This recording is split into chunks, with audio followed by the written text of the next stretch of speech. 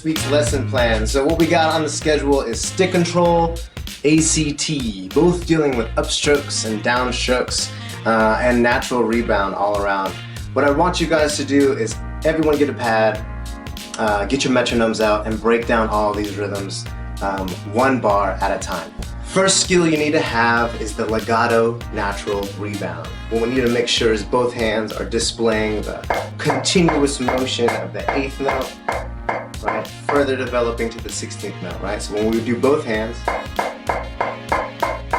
you need to develop that double stop sound for that similar approach. And then when we switch to 16th notes, you should be able to demonstrate that natural rebound in the same environment. So all I'm saying is, as you put the pieces together from 8th notes to 16th notes, make sure your approach stays the same. Moving on, when we're doing this exercise, make sure that we're getting a nice rebound from the drum or the pad, but we're initiating or guiding this response from our extensor muscles and our flexor muscles.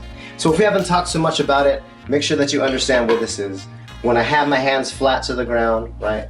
From the elbow forward is all flat to the ground, wrist is all the way flat. This is like a German grip, right? When I lift up here, I should see all the fingers, thumb, everything, the palm come forward. And that's from the wrist. That's what we want to see in the motion too. Boom, boom, the whole hand lifting.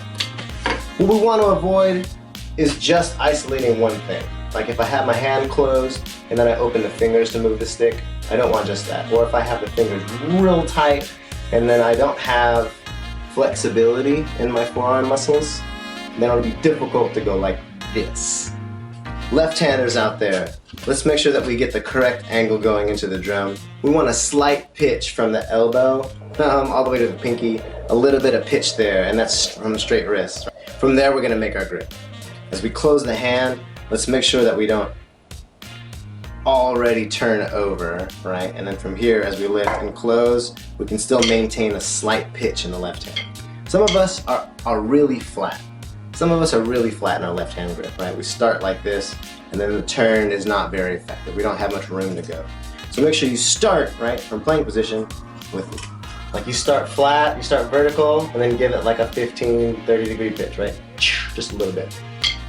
This is how we start that turn, all right? And then we're gonna pivot all the way from there up to vert, or up to 12, or up to 9, up to 6, right? Up to piano. Another thing, when you guys are playing your 16th notes, the taps need to be flat, all right? We still gotta look for this thing. Flat taps, both hands. When we're playing 16th notes, same thing. When we add the accents, an effective downstroke, we'll keep that note down at 3, or piano. You don't have to say 3, it's just for reference. When we say 3, or 6, or 9, or 12, or 15, that's just for reference of where the stick goes. These all represent dynamics. That's the biggest thing you have to get is dynamics, right? The piano sound through the exercise needs to be consistent. Cool. See you guys in the next vid. Woo! Woo!